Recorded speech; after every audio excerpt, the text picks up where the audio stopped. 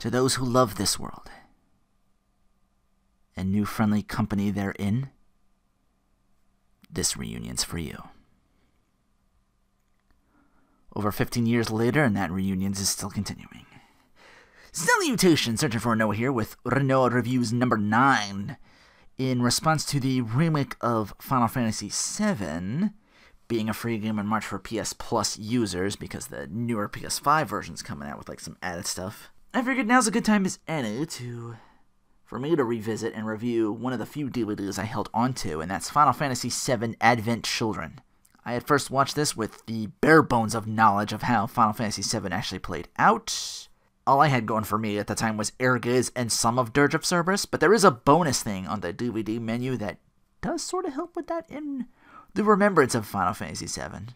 But I'm basing this review based off the knowledge I already have for that sort of thing, so let's talk about the here and now at the movie.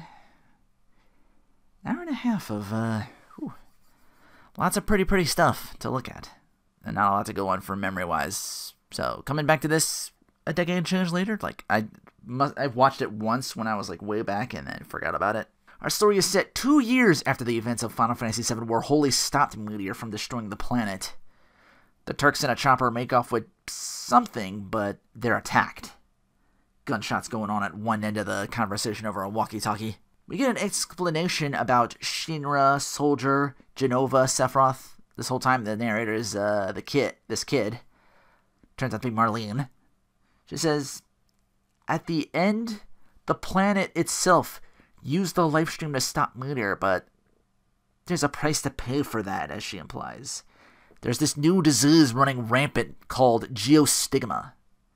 Marlene's looking over another kid named Denzel, both of whom are living with Tifa and Cloud for a strafe recovery service. And oh man, flip phones. That's your drinking game. Take a shot every time you see one of these flip phones. They're everywhere. Cloud on a motorbike. And all of a sudden, out of nowhere, these 3 silver-haired Twinkie boys track and attack Cloud on motorbikes themselves. They want to know where Mother is. Well, 2 of them anyway. Lowe's with the short hair and Yazoo with like the same hair as Sephiroth, but not as beefy. And then we got short hair Kadaj on his flip phone with a little mop top thing going, saying like, I don't want to talk to you, put the president on. Just as they summon a bunch of creatures all about to pile on Cloud, and Kadaj just waves them away. Like, we wouldn't have had a movie if you just did that, but I don't know. Again, cool stuff coming out the smoke. A lot of stuff to look at. A lot of neat fights. We got Jet from Cowboy Bebop as Barrett.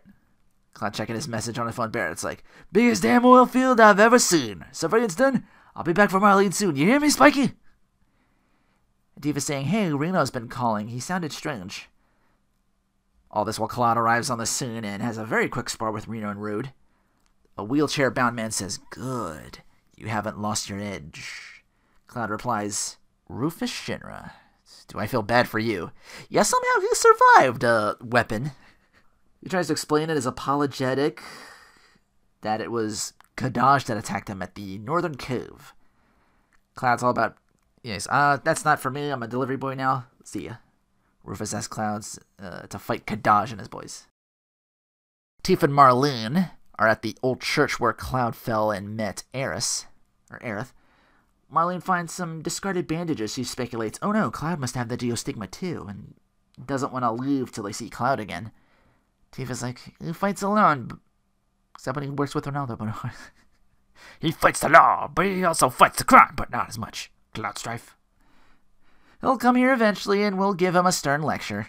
Kadaj appears before Rufus after easily beating down Reno and Rude, saying, I hate liars. Rufus saying, yeah, we lost the item you were looking for from running away from you back in the helicopter. That I swear. Kadaj says, oh yeah, swear on these. Tosses him the 2 bloodied ID cards of Sung and Elena. That's who got attacked earlier. He's all, the reunion is coming, and we need her power to take revenge on the planet. We've already sent our invitation in Geostigma, but that's not enough for a true reunion. Rufus gets a closer look, and we see looks at Kadaj's face, and he sees the face of his father's murderer, Sephiroth. Big Burly Yellows arrives at the church, and they fight it out with Tifa. complete with a piano rendition of the Final Fantasy VII battle theme. Fight looks good, sounds good. Tifa wins, and then you hear... It's all distorted, like it's coming from like a phone. And yeah, it's Yasu's cell phone. She's like, she's not here. All right, I'll bring the girl. I'm not crying. Shut up. Guess he's the runt of the litter, even though he's big. I guess that's the kind of thing that we're going with. Anyway, the battle turns in Yoza's favor. He starts doing like some like fancy teleporting left and right and just takes down Tifa and then grabs Marlene and along with a trunk full of materia. Elsewhere, Yasu is getting all the outside orphans together with a promise of, hey, they're gonna fix us. That's one of the kids say. Tell Denzel. So off they go with the accept rides from strangers? What's going on here? Cloud arrives fashionably late, and he and Tifa somehow wake in their beds. Rino and Rude say, we carried you guys to safety. Tifa wakes later in the night, confirming Cloud does indeed have Geostigma. Cloud's given up, saying, there's no cure. Tifa says, that's not stopping Denzel from fighting. Cloud replies, I can't help anybody. And we get the dilly-dally shilly-shally line from Tifa twice. Almost as if we're collectively with Cloud, making sure, like, the fuck did you just say? Did we hear that right? I had to look this up. Urban Dictionary explained it as a way of telling someone to stop wasting time. In Japanese, it's suru or zuru, which is an onomatopoeia for dragging. Like when you eat ramen noodles, zuru, zuru, zuru, zuru. Basically telling Cloud to get his shit together and go kick some silver-haired twink asses and save Marlene. Kadaj convinces the children the planet is holding them back through Geostigma. I will heal you and have them join up and strike back at the planet. Drink of my water. Big cloudy black water and they all drink it? I'm like, kids aren't as smart as I think they are. So now they're all makoed up, like Denzel's eyes turn to like more greenish in color. Cloud racing to the scene and gets a chat with Eris for a bit. She's all, even though you're about to break, you're here. What's up? He's all, I think I want to be forgiven. She's all, by whom? That's just enough time for Kadaj and Goods to get the drop on him. Cloud's pretty boss for someone who's given up, just saying. Dual-wielding swords now? Whew. He needs it for the 3-on-1 he's taken. And then Spawn shows up. Wait, no, that's just Vincent Valentine with Spawn KO tech. I'm like, oh. I thought that tech was cool too. I guess they're just having it here. And there's a cell phone that drops in the scuffle. Later, it turns out, like, even Vincent has a fucking flip phone. Cloud's all, yeah, you see, I'm no good. Vincent's usually the biggest broody one, so he tells Cloud that Geostigma forms info of what's going on. Geostigma is alien matter infesting the body, so the body tries to eliminate it, but it overcompensates. It's Genova's mimetic energy, quote-unquote. Could just say it's her cells or whatever. Also mentioned Song and Elena were brought here half dead when I found them. They must have been tortured. I did what I could, and the thing that the Turks got from the beginning was Genova's head. And he says, with it, Kadaj can create another Sephiroth. Marlene and all this somehow managed to break away the kid. She's the only smart one. She's the one who doesn't, like, take the stranger's candy, so to speak. So she manages to get away during the fight, clearly hypnotized to want to go with Cloud to talk to Tifa. She's like, I want to go see Tifa. Cloud tells Vincent, hey, take her to Tifa. I got some answers to get from Shinra. She's upset. She's being ignored to go fight or whatever, and then we're back to the scene where Tifa and Cloud are sitting. I guess that fight happened either before or after this scene? I guess this takes place after. Maybe it was like a flashback and a flashback, but they don't do any like weird dissolves or whatever. Like, again, it looks good, but now we get to the point of the problem with this is the pacing's all over the place a little weirdly there. Tifa tells him in so many words, stop being an emo bitch and let people in. I know you don't answer your phone, but you still have it. So which is it, a memory or us? Eris echoes the dilly-dally shilly-shally after Cloud says, I'll let you die. Eris is like, yeah, maybe you should be the one doing the forgiving for yourself. So yeah, everybody, Eris, Tifa, Marlene, Vincent, they're all in unison telling you, get in the fucking robot shit. Even Vincent. Lucrezia. He's like, Stealing my gimmick, kid. And that was a flashback now, because now he's back asking Vincent after the fight. They're back in that area. They're like, Cloud asks Vincent, "Are sins ever forgiven?" Vincent's all, "I never tried." Because he's the type of person to ask that. Cloud's like, "Alright, I'll try and tell you what happens." Eris offers some comfort as he drives off, saying, "I never blamed you, not even once. You came, and that's all that matters." Alright, so after that back and forth, now we're finally getting into... That was just so weird and out of nowhere, that flashback. Like, it was, like... Where is this in the story? It goes back and forth again. We do the era thing, and then the... As I mentioned... Yeah, very disorienting. So now they're in the public square, all the kids, Laz and Yazoo, sending out those summoned boosts from the first Cloud fight to attack the adults. They're just standing around. It's like, "Hey, what's going on? Give us back our children."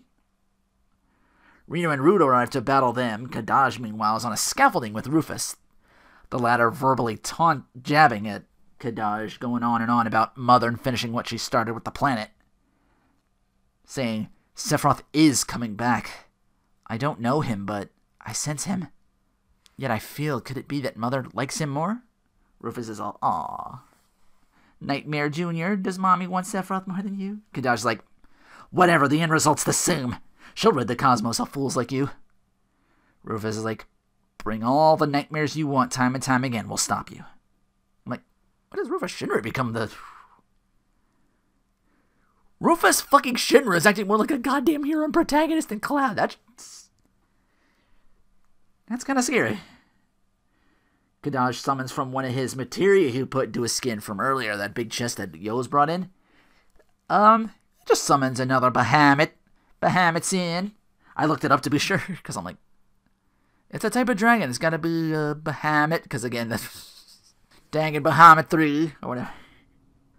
So yeah, big giant dragon wreaking more havoc. There's something big to take down later. Rino and Rue just continue getting smacked around by Yazoo and Laz like they're nothing. Tifa, having helped Denzel earlier when the summons and the Bahamut were attacking all the people, somehow gets Denzel out of being possessed. Sees Bahamut and Tifa on the floor, and he's all, "Son of a bitch! Go get him, Denzel!" Holy shit. This thing hurt Tifa, and that's enough. Denzel just rears up and ready to square off against this dragon. And Tifa's like, "Oh, wait a minute." And the rest of the cavalry arrive just in time. The rest of the playable characters from Final Fantasy VII. Barrett's got himself this friggin' like turret for an arm with like 4 other turrets on it. He's gotta be doing some super heavy lifting to just lift that as his arm. Including Vincent, who's like, "You know where I can buy a phone?" Cloud arrives telling Tifa and Denzel, "Marlene's safe, and I feel lighter. Must have lost some weight with all of that dilly-dallying." I had this on the Japanese subtitles. They say, "I was ready to keep on dragging myself until there wasn't anything left." So, make of that or what you will. The callback to the dilly-shallying being one thing, but it's just like a silly line to begin with and just to bring it up again. But I guess we did some closure with that line. Just basically a humble way of saying, "Hey, I'm good now." Also, don't ever say that again. It sounds stupid when I say it aloud, too, so, yeah. Murder it, dead Cloud. That was my take on it, but in Japanese, it's just like, little Esimafata is like, okay, that, like, the weight of what happened, the guilt, that I'm sort of responsible for letting Aerith die. So yeah, Cloud's okay again, and with Tifa join the battle to all help Cloud solo Bahamut Sin. Meanwhile, Rufus suddenly sits from his wheelchair. He stands up with Jenova in his hands. Like, he's been cloaked for a while, kind of Emperor Palpatine-ish, but no, I thought it was because he had the Geostigma, but no, I guess it's just injuries from the explosion, like, some of him made it. He's like, "Oh, were you looking for this? A true son would have known where this was the whole time." I'm like, Rufus goddamn Shinra! Kadaj in his rig sends Rufus and the box over the scaffolding. Kadaj leaping after it like, "No, Mother!" Turns out Sang and Elena are alive, and they reveal they shoot like little nets and save Rufus from falling to his doom. Kadaj does have the box, but it was slightly damaged in the scuffle and starting to leak a little bit. He's like, "I gotta rejoin my crew." That's Cloud's in hot pursuit. In the scuffle, Cloud breaks Law's and Yazoo's weapons. Law's with like this little punchy gauntlet that does like electricity to like what you use to take down Tifa. Yazoo with a I guess like a shotgun pistol or whatever. Kadaj is like a short sword, like a katana. Rina and Rude waiting on the other side of a bridge where the chase is happening. They see Cloud grow by. They're like, They got explosives waiting for Laz and Yazoo to cross, and fireworks go off. I guess that was their last word on that. Ain't gotta be the strongest to always win a fight. Actually, after getting kicked around for so long, I'm like, okay, let them get a W. So Kadaj and Cloud have their fight at the church, which is no good for those flowers, and suddenly the life stream appears in a pool of water and heals Cloud's Geostigma. Apparently it's all anti-Kadaj juice, because he's like, yeah, and scurries off with his motorcycle to continue the fight elsewhere. Now it's Cloud's turn to pop off on him, saying, hey, what happens now? Kadaj says, Mother'll let me know. Cloud's all, I guess a puppet wouldn't know. Kadaj replies, it wasn't that long ago you were one too. So they fight, and the rest of the Seven party are in Sid's new airship. Vincent letting him know Cloud can do this by himself. Kadaj is a remnant of Sephiroth. Think of him as in his larval state. Yuffie's like, he's a bug? Tifa's all, does Cloud know? Vincent's like, yeah. He should. Tifa's all, 2 years ago... in so many words, I guess she feels like we might have been there with Cloud strength-wise, but it slipped from us. But he's found that strength again, so... yeah, this is his fight alone. The box Kadaj is holding splits in half during the fight when a Cloud swipes. Kadaj mentions, welcome to my reunion. Cloud coming in to strike, and bam! Instant Sephiroth, just add Mother. True enough back to finish what he tried to start in Final Fantasy VII. He wants those afflicted with Geostigma to go into the life stream so it can be corroded. So then Sephiroth can use the Earth as a vessel to sail the cosmos and find a new planet to begin anew. Cloud's got to go double wheel just to keep up with Sephiroth, who cut through buildings like they were paper, as he do with Masamune. Sephiroth tells Cloud, tell me what you cherish most, I'll give you despair and take it from you. Cloud replies, there's not a thing I don't cherish. And then Cloud's Buster Sword is literally like 6 or 7 swords in one. Like, he lifts like all them squats or something like that. He's got to have like, his core's got to be insane. Oh, them squats from Final Fantasy VII. Now he can lift a sword that's like 6 or 7 swords. I'm 7 swords now. Oh, it's so dumb. And I think that's my canon for like catching Sephiroth off guard, because he just gets immediately owned. He's like, that's so fucking stupid. Look. He just gets cut 7 different ways with all the swords. Fucking anime bullshit. That's all most anime fights are. Villain shows up with bullshit powers. You gotta out-bullshit him. Cloud tells him, stay in my memories where you belong. And Sephiroth replies with the meme, I will never be a memory. Seph soon beyond the 4th wall. He knows Square will return with more Final Fantasy VII content. When was Dirge of Cerberus? Was that before or after? Let me take a look real quick. Movie says 2005. And Cerberus takes place after the events of Advent Children? 2006. Okay, so yeah. So that game's coming up. So I must have gotten this like after that? Maybe I wanted to check out Dirge of Cerberus and wanted to... I forget. Long time. Yeah, Dirge follows the events of this tale, and then many years later, they decide to do the remake, and now that's getting the whole extended universe apparently with. So, who knows if this movie could pop up. We've only seen Deep Ground with that. Or not even like, or stuff from Deep Ground with, what's his name? Weiss the Immaculate, I think? We haven't seen Vincent yet. We've seen Yuffie in a standalone thing. So, at this point, anything's possible. And Square being Square keeps everything super close to the chest, so we'll have to wait and see. They know how to do it. They know how to keep things suspenseful and keep things cards very close to the chest. So yeah, Seph's done and reverts to his larval form Kadaj, who becomes one with the life stream as Eris calls him home, and he's like, Mother. And it starts to rain. Air is still here in some form guarding this planet, just heals all the Geostigma. Cloud gets shot suddenly by a fading Yazoo with laws. Or at least I think they're either fading or they got so much materia in their arms they're just absolutely brimming. And they clash while Denzel says he'll come home, he gave his word. So this is how Cloud meets Ares briefly. Even though they kind of spoke before or something like that. I don't get it. Is he like half dead and it kind of like slips in and out? Is it, and even Cloud's like, Mom? Maybe thinks he's being reunited. And Ares is like, why is everyone calling me Mother today? You're a little old for that, aren't you? We hear Zach, he's like, tough luck. You ain't got a place here. Yep, back to living you go. Cloud wakes in the church surrounded by the healed children, one replying, just like she said, wait for Cloud and he'll return. The water that pooled up in the church is enough to heal some of the children afflicted with, I guess, deeper Geostigma? Because Denzel still has it like on his forehead. I'm not sure. More often than not, it's like the arm or something like that. Cloud had it too. It was like on his arm, and he wore to keep it hidden. And then when the sleeve comes off and stays off when it heals before finishing his fight with Kadaj. Cloud looking over to see Aerith and Zack leaving the church, saying, everything's fine now. Cloud's like, I know. I'm not alone anymore. And that's the movie. Hour and a half of just like, wow, that's really pretty, and some of it still looks really, really good.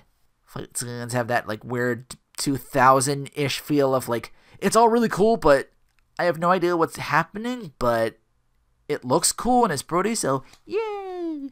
But again, this is like their first foray. It's like, hey, we're gonna do more VII stuff. Little do we know, like I just looked up a year later, Dirge of Cerberus, which I honestly gave a try, even though I'm not the best at shooters. I was hoping I would be able to get to like grind on something like that, but I didn't know like finite ammo and stuff like that. It always makes me kind of nervous and reserved. Like I like figuring stuff out and being able to kill things without having to hurt myself too much. But again, I might come back with the remake. This might come back with they might do some of this from the remake, Crisis Core, or whatever their 100-player battle royale for Final Fantasy VII. It doesn't seem real. Oh, they're chasing after trends now. But that's where we're at now in Final Fantasy VII. It's officially Spaceballs 2: The Search for More Money. That's all it is now. And that's not just this, but like all the shows that I keep seeing on Twitter, they're bringing back. Hell, when I went to watch something on I was gonna catch the latest WandaVision, and then Peacock TV says Punky Brewster. That's getting a remake. Like, oh my god, they're gonna remake everything under the sun. Proud Family. I can't remember what else. What else could they do? Like Small Wonder, Full House came back for a while. Fuller House, that was a while ago, but my point stands. They could do like a new Family Matters if they wanted. Just bring Urkel back, or like a son of Urkel, you know. We gotta have franchises, we gotta keep it going. Apparently, we're out of ideas for new stuff, so we gotta. It was cool when cartoons did it, because at least that had like something different to kind of go on.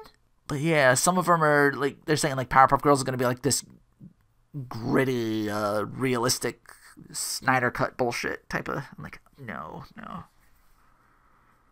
It didn't work when you tried to bring back Powerpuff Girls the first time, because you didn't get what the fuck made that show so good. So why are you leave series alone?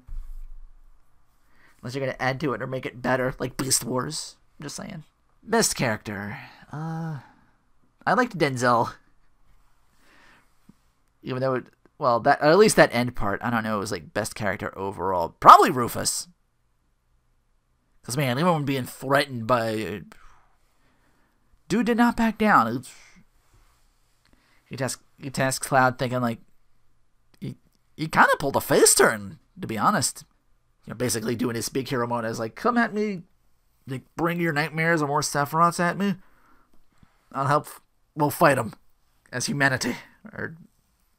Not really humanity. It was just like, it might have been just posturing, just because, well, he's all like, fuck Kadaj, or fuck this guy Sephiroth, he murdered my dad. So he's got like a personal vendetta maybe against this guy, even if he has a larval form. Well, he doesn't know. Well, I wonder if he knew. Again, Shinra was at one time the tippy top of the... What could he know? What's he hiding under his sleeves? What else could he know about him? He managed to screw Genova's head this whole time when he's talking with him. I'm like, holy shit. See, I think I gotta give it up to Rufus. Like a lot of the other characters, for the playable, they just show up. Vincent got to do something cool with the gun or whatever. He didn't turn into anything though. That would have been neat. Like he does like the cape thing, swirls down, touches the floor, and then out pops like the... And now he's Frankenstein with chainsaws. That's what I want to see.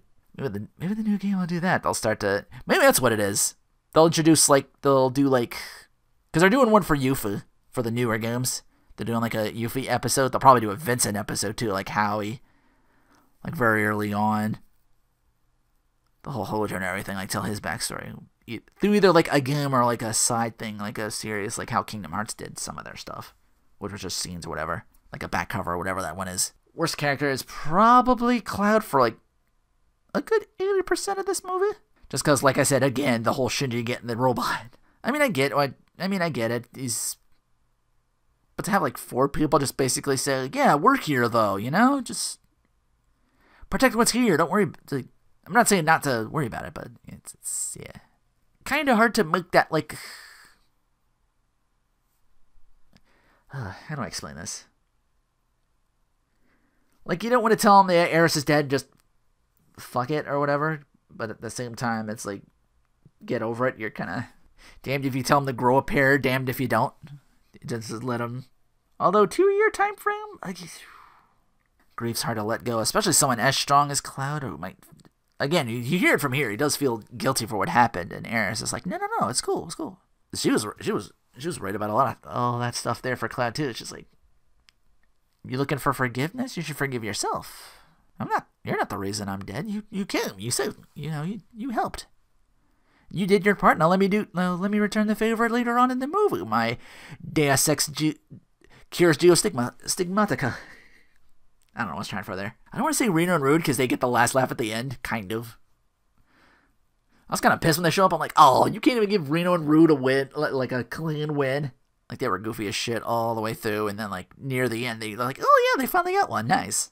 Worst moment is probably at the beginning.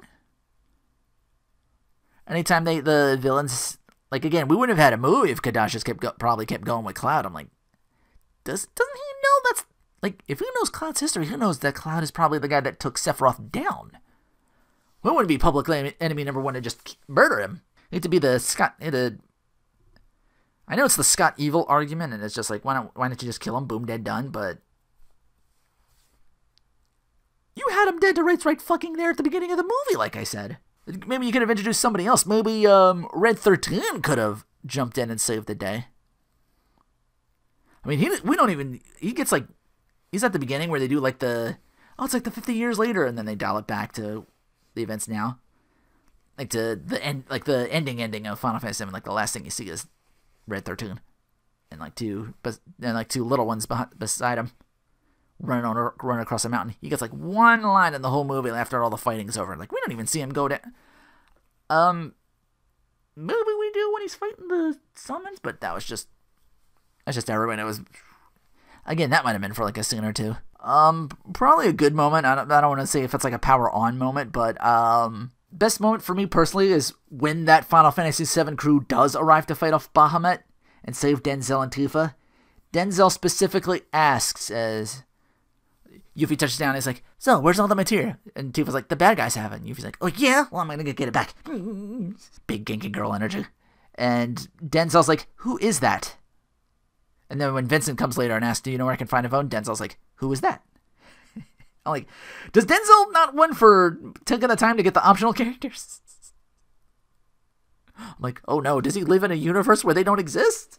Maybe that's what the Geostigma was in his head. He couldn't, like, maybe, who knows what it affects? I had to look up maybe it probably does kill people. I looked up like an episode of, to get more info on Denzel. He lost like 2 or 3 families to the illness. According to the Wikipedia, when Meteor began to... Okay, Meteor falls on Midgar. Lifestream emerged to push it back. Becomes some parts of the Lifestream and become infected with the Genova cells. The people who came in contact with the tainted Lifestream That's how they get Geostigma. The disease is not contagious, but it is believed to be so. I would imagine if it's through contact or something like that. Caused by being the host infected with geocells and on the way to a smile. Yeah, see the extended universe. Sephiroth's will is acting through those cells is the cause, and the cells are the medium through which they act. In Advent Children complete? Wait. There's a new Advent Children? Rufus thinks Mako energy is the cause of it. So that's humans contracting Genova cells. The immune system works to try to eliminate them. It fails to remove the cells, and the immune system overcompensates, fighting an incurable contamination. Those infected experience debilitating weakness as their bodies devote energy to fighting off Genova cells and develop open sores on their body that secrete black ooze. Some sufferers experience hallucinations and seizures. And Denzel was getting like a hallucination. Maybe that one of those broke him out of the spell, maybe? Cloud was having hallucinations throughout. Severity varies from person to person. Geostigma is invariably fatal. And there was no known cure for most of the time. Yeah, let me look this over. Extended 30 minutes of extra content, so now it's a 2-hour movie? Yeah, consider this a bonus. Me look into this. Let's see. New exclusive music compositions. New opening scene in which Kadaj and Rufus discuss why humans repeatedly destroying Crete. With this new scene, the film starts in medias res? In Northern Crater, the shooting sounds are prolonged. Seth's stuffed Moogle is now included in the flashback scene of the final confrontation in Northern Crater. Yeah, I forgot about that. Kate's riding around on Red 13 instead of his Moogle. I was like, "Oi, your face, shut your gob!" Extended introductory tour of Edge is added, including the Moogle girl and her Geostigma-afflicted younger brother. I think the Moogle girl is the one who tells Denzel, like, they're gonna cure us. And also shows a death from Geostigma. Tifa listens to a radio in 7th Heaven bar reporting about the live stream in Geostigma. Denzel gazing at the photos of his parents is added. Yeah, I think they got Geostigma'd. Scene and dialogue within the cabin between Cloud and Rufus is altered, giving more insight to Geostigma and Sephiroth being the cause. Brief video shows Sung and Elena being attacked by the materializing Kadaj. Yazoo and Lowe's in Northern Crater is added. Reno and Rue talk about their comrades previously seen in Before Crisis Final Fantasy VII, atoning for nearly destroying the planet before Kadaj streams to the door in a black mist. Additional flashbacks showing how Cloud found Denzel in Sector 5. Yeah, that's where I lived. And then no, that's what separated him from his parents. The plate falling in Sector 7. And then he gets taken care of by a second parental unit. And that person dies of Geostigma. Additional scene shows Denzel running outside thinking he hears Cloud's motorcycle, but sees Yazoo pass by instead. Denzel and the Moogle girl cross paths for the first time, and she carries her now dead brother through the city streets while suffering discrimination from spectators. As you do with a sickness, it's like, get him out of here. Extended flashback of Zack's final stand. Ended with a short voiceover of Sephiroth repeating his lines from 7. Yeah, Zack's passing. His outfits were redesigned to match his Crisis Core design. More explanation about Kadash's plans is given when Laws brings the material and Marlene to the Forgotten City. During the scene, Marlene briefly attempts to escape. Instead of she's there now. Again, she tries to talk Denzel out of it, but to no avail, because he's already been hypnotized. New scene shows Kadash speaking to Genova's things like the children drink from the water in the Forgotten City. New scene shows Cloud dropping Marlene off in 7th Heaven, where they discuss why he left. Scene between Rufus and Kadash before he summons Sin is altered to remove all indiscriminate flashback images. Dialogue itself is altered. Flashback of Denzel watching the Sector 7 fall. Cloud's arrival scene is altered to that showing him of saving both Denzel and Tifa. His memories of failing to save Zack and Aerith are shown synchronously as a symbol of him finally acknowledging his own abilities. Getting his shit together. As battle goes on, Sin accumulates actual damage. All fighting characters get scratches, wounds, spots of dirt. Tifa and Yuffie receive spots of dirt on their cheeks and dresses. Sid's shirt shows perspiration, his face becomes very dirty. Red 13 charred in 2 spots. Rude and Reno categorically accumulate dirt all over and bleed. Yeah, they got their asses kicked. Only Laz and Yazoo remain largely pristine. Well, yeah, because they were winning most of that. Sung and Elena shown arriving to the scene to save Rufus, both bandaged and patched for their injuries in the northern crater and the subsequent torture. Additional scene shows Rufus directing the Turks to, go assist Cloud. Highway Chase event features comedy scenes involving Rino and Rude's attempt to assist Cloud by attacking Laz and Yazoo in a transport helicopter and missile launcher. After miserably failing and crashing the helicopter, they get picked up and airdropped to the other end of the highway by Sung and Elena instead of making it there on their own. Sephiroth's Mask being given a new resonating sound effect. The denouement of the battle between Cloud and Sephiroth is extended. Cloud recovers, attempts the Omni-Slash-Limit break, and fails when Sephiroth impales him in mid-air. In a scene that resembles his original impalement from the Nibelheim incident. Sephiroth comments on it, reveals his wing. That was the thing at the end when he disappears, he's got the one wing. Throws Cloud in the air, executes a vicious variation of Octa Slash on him, and throws him in the ground in a pool of his own blood. Ooh. Original scene of Cloud remembering what he cherishes is extended with Zack appearing. Apparently went to Cloud alone to give Cloud more encouragement, reminding him why he must protect his soldier honor and that he is his living legacy, previously heard in Crisis Core. Cloud's execution of Omni-Slash version 5 is more detailed. Cloud actually bleeds from the gunshot he receives from Yazoo. After Cloud's apparent death, phones ring around Ed, and the unheard voice tells everyone to go to the Sector 5 Slums Church, in addition to Marlene meeting the Moogle Girl. Flowers are shown growing on Zack's grave. A short voiceover dialogue between Denzel and Cloud is featured. The busted sword is shown to have been cleaned and moved to Sector 5 Slums Church. But that's Advent Children. I didn't even know there was a complete version. We went through that real quick, some of the changes. Interesting. Not have to make me go out and get, what was it? It was only existed as a Blu-ray. Wait, no, PlayStation 4 could do Blu-ray. I keep forgetting. I think I covered enough for now. Hopefully by now the Elgato gets here and I can get back to business, so to speak. But I do want to review more movies and TV shows. This was kind of fun. But that will do for Rinoa Review. Until next time, take care, and thanks for listening.